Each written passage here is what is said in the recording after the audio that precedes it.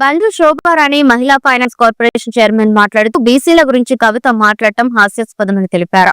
10 సంవత్సరాల పాలనలో ఏం చేశారో మీరు ని ముఖ్యమంత్రి చేస్తామని చెప్పి ధర్నా చేయండి, దళిత ముఖ్యమంత్రి అని చెప్పి గతంలో మోసం చేశారు. లిక్కర్ స్కామ్ లో దొరికిపోయి తెలంగాణ ప్రతిష్టకు భంగం కలిగించారు.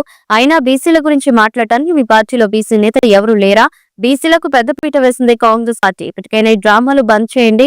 బీసీలకు ఇన్ని రోజులు ఏం చేయలేదని చెప్పి తెలంగాణ సమాజానికి క్షమాపణ చెప్పండి హెచ్చరించారు.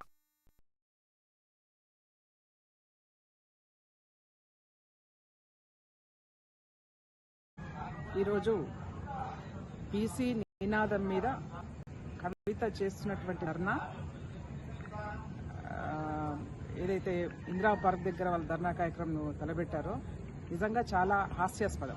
ఎందుకనంటే అసలు కవితకి ఏం హక్కు ఉంది బీసీల గురించి మాట్లాడతాను? 10 సంవత్సరాలు మీరు అధికారంలో ఉండి బీసీలకి ఏమైనా న్యాయం చేసిరా మీరు ఆలోచన చేయండి. మేము ఇప్పటికి కూడా అడుగుతా ఉన్నాం, నిజంగా కవితమ్మ గారు నీకు చిత్తశుద్ధి ఉంటే, బీసీల మీద ప్రేమ ఉంటే ఫస్ట్ మీ పార్టీ అధ్యక్షుడిగా బీసీని నియమించండి. మా పార్టీ అధికారంలోకి వస్తే ఒక బీసీని ముఖ్యమంత్రిని చేస్తామని ప్రకటించండి.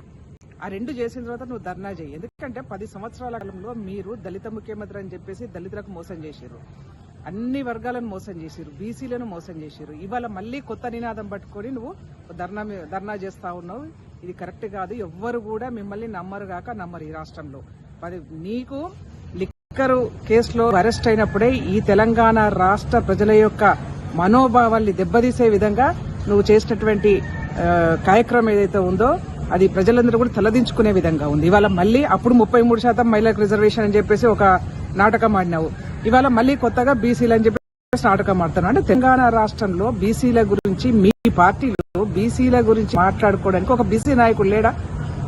ఎందుకు అంటే వాళ్ళ హక్కులు కూడా మీరే హరిస్తారా? బీసీల గురించి మాట్లాడేదానికి కూడా నోరు ముయించేసి ఇవాళ మీరే ఆ నినాదాన్ని పట్టుకొని చేస్తా ఉన్నారు. కాంగ్రెస్ పార్టీకి పూర్తిగా చిత్తశుద్ధి ఉంది. కాంగ్రెస్ పార్టీ ఒక రాష్ట్రానికి బీసీని అధ్యక్షునిగా చేసింది మహేష్ మార్గవ్ను. ఇవాళ మా పార్టీలో బీసీలకు ఒక పెద్దపీట వేస్తా ఉన్నాం. అంతేగాని మీలాగా కాదు.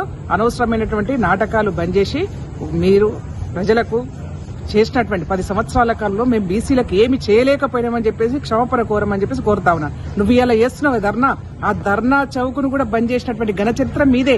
ఆ ధర్నా చౌక్ను ప్రజాస్వామిక హక్కుల్ని పూర్తిగా కాలరాసినటువంటి పార్టీ మీది.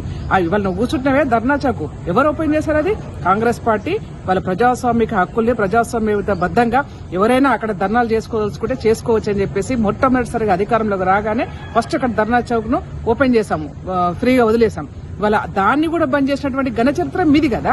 అందుకనే ఎట్లాగో మీరు ఆయన అసెంబ్లీకి రాడు, ప్రజల్లోకి రాడు, ప్రతిపక్షంలో ఉండి ఫామ్ హౌస్ లో ఉంటా అని చెప్పేసి స్పష్టంగా చెప్తా ఉన్నారు. నిన్నగాక మొన్న మీ అన్న కూడా చెప్పినాడు, మేము ప్రజలు తీర్పు ఇవ్వలేదు కాబట్టి మేము ఫామ్ హౌస్ కే పరిమితమని చెప్పి మాట్లాడినారు. కాబట్టి ఇప్పటికైనా వాలంటరీ రిటైర్మెంట్ గా మీ నాన్న తీసేసి మీరే ఒక బీసీ అధ్యక్షుడు, తెలంగాణ రాష్ట్ర సమితికి బీసీ అధ్యక్షుడిని నియమించాలని చెప్పేసి సూచనిస్తా ఉన్నాం.